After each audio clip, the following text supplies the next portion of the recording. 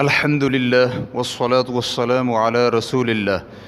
اللہ تعالیٰ کا شکر ادا کرنے کے لیے شکرانے کے 2 نفل پڑھنا جائز ہیں۔ سوال کیا گیا ہے کیا کسی خوشی کے حاصل ہونے پر اللہ رب العزت کے لیے شکرانے کے 2 نفل ادا کرنا جائز ہیں؟ الجواب بعون اللہ سبحانہ وتعالی، حصول نعمت یا زوال نقمت پر سجدہ شکر کرنا نبی علیہ الصلاۃ والسلام اور آپ کے صحابہ کرام سے ثابت شدہ سنتوں میں سے ہے، جبکہ شکرانے کے 2 نوافل کے متعلق اہل علم کی 2 مختلف رائے ہیں۔ چنانچہ کچھ اہل علم نے حصول نعمت پر شکرانے کے 2 نفل ادا کرنے کو مستحب کہا ہے، اور اس کے مستحب ہونے کے لیے جن دلائل کا سہارا لیا ہے وہ یہ ہیں۔ نمبر 1، امام حاکم کعب بن عجرہ رضی اللہ عنہ سے روایت کرتے ہیں، رسول اکرم صلی اللہ علیہ وآلہ وسلم نے جس وقت کعب بن مالک اور ان کے رفقاء کی توبہ قبول فرمائی تو کعب بن مالک کو 2 نفل پڑھنے کا حکم دیا۔ اسے حاکم نے المستدرک علی الصحیحین جلد نمبر 5 صفحہ نمبر 148 میں روایت کیا ہے، لیکن یہ حدیث صحیح نہیں کیونکہ اس کی سند میں یحییٰ بن مثنی ہے۔ اس کے بارے میں عقیلی رحمہ اللہ کہتے ہیں حدیثہ غیر محفوظ ولا يعرف بالنقل، یعنی اس کی احادیث غیر محفوظ ہیں اور روایت کرنے میں معروف بھی نہیں ہے۔ ریفرنس کے لیے دیکھیے الضعفاء الکبیر جلد نمبر 4 صفحہ نمبر 432۔ نمبر 2، ابن ماجہ حدیث نمبر 1391 نے سلمہ بن رجاء کی سند سے بیان کیا ہے کہ عبداللہ بن ابی اوفیٰ رضی اللہ عنہ کہتے ہیں رسول اکرم صلی اللہ علیہ وآلہ وسلم نے ابو جہل کے قتل ہونے کی خوشخبری سن کر 2 رکعت نماز ادا کی۔ اس حدیث کو ابن حجر اور ابن ملقن جیسے کچھ علماء کرام نے حسن کہا ہے۔ ریفرنس کے لیے دیکھیے البدر المنیر جلد نمبر 9 صفحہ نمبر 106۔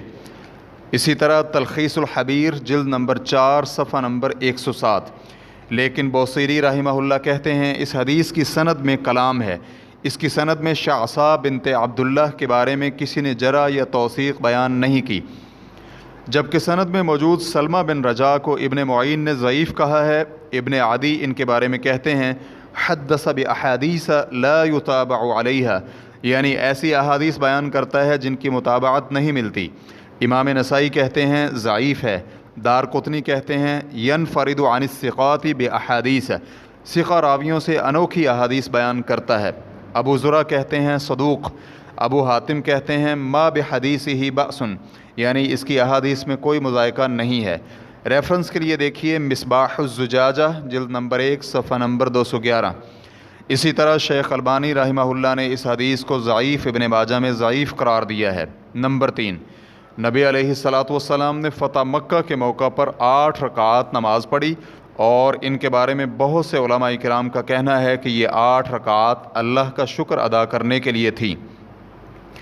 چنانچہ اس بارے میں محمد بن نصر المروزی کہتے ہیں کہ اللہ کی نعمتیں حاصل ہونے پر شکرانے کے لیے نوافل یا سجدہ کیا جاتا ہے۔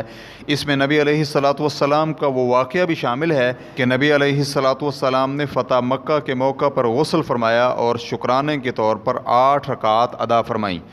ریفرنس کے لیے دیکھیے تعظیم قدر الصلاۃ جلد نمبر 1 صفحہ نمبر 240۔ اور حافظ ابن حجر رحمہ اللہ کہتے ہیں اس واقعہ میں نماز شکر پڑھنے کا جواز پایا جاتا ہے۔ ریفرنس کے لیے دیکھیے فتح الباری جلد نمبر 3 صفحہ نمبر 15۔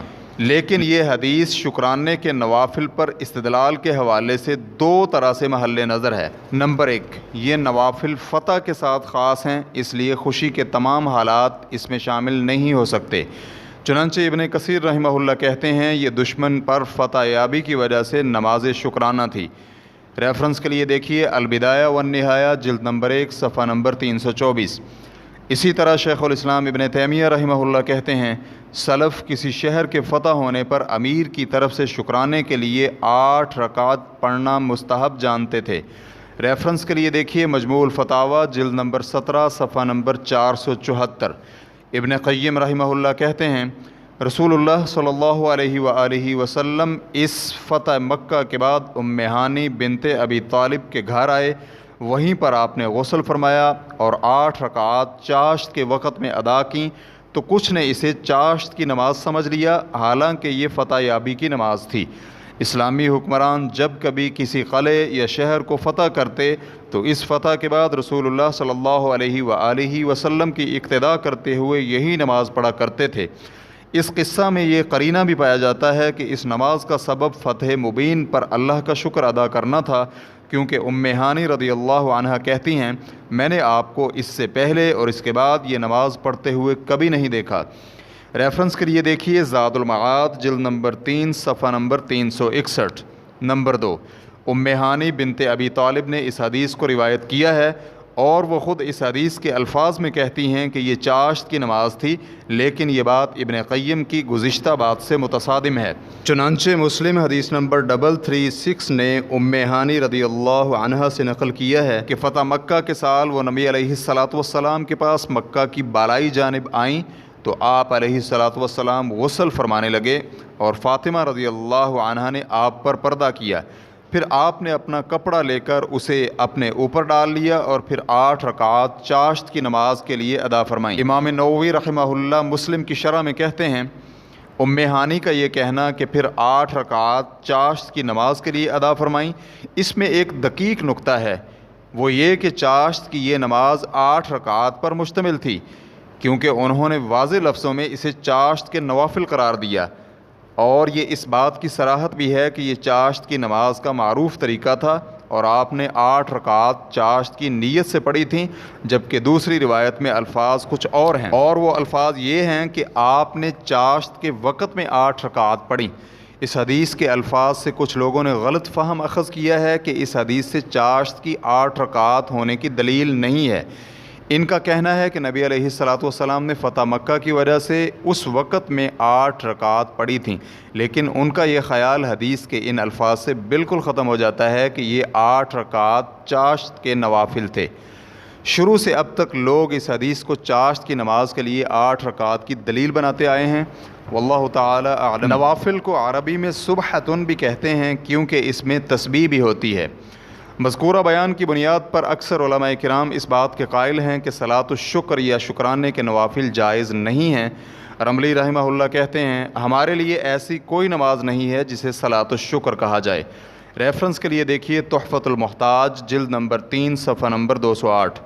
شیخ ابن باز رحمہ اللہ کہتے ہیں مجھے نماز شکرانہ کے بارے میں کسی دلیل کا علم نہیں ہے، البتہ سجدہ شکر کے بارے میں دلائل ہیں۔ ریفرنس کے لیے دیکھیے مجموع الفتاوی جلد نمبر 11 صفحہ نمبر 424۔ شیخ ابن عثیمین رحمہ اللہ کہتے ہیں ذخیرہ احادیث میں کسی نماز کا نام نماز شکرانہ ہو میرے علم میں نہیں ہے، البتہ احادیث میں سجدہ شکر ہے۔ ریفرنس کے لیے دیکھیے فتاوی نور علی الدرب جلد نمبر 6 صفحہ نمبر 17۔ اور ایک جگہ یہ بھی ہے کہ شکر کے لیے قیام اور رکوع پر مشتمل نماز نہیں ہے، بلکہ شکرانے کے لیے سجدہ شکر ہے۔ فتاوی نور علی الدرب جلد نمبر 6 صفحہ نمبر 18۔ اس لیے ایک مسلمان کو ملنے والی خوشی کے موقع پر شرعی عمل یہ ہے کہ وہ اللہ کے لیے سجدہ شکر بجا لائے۔ شکرانے کے نوافل بے بنیاد چیز ہیں، واللہ تعالی اعلم۔ اسلام کیو اے ریکارڈنگز مؤسسۃ الشیخ محمد صالح المنجد، المملکۃ العربیۃ السعودیہ، فتویٰ نمبر 131657۔ والسلام علیکم ورحمۃ اللہ وبرکاتہ۔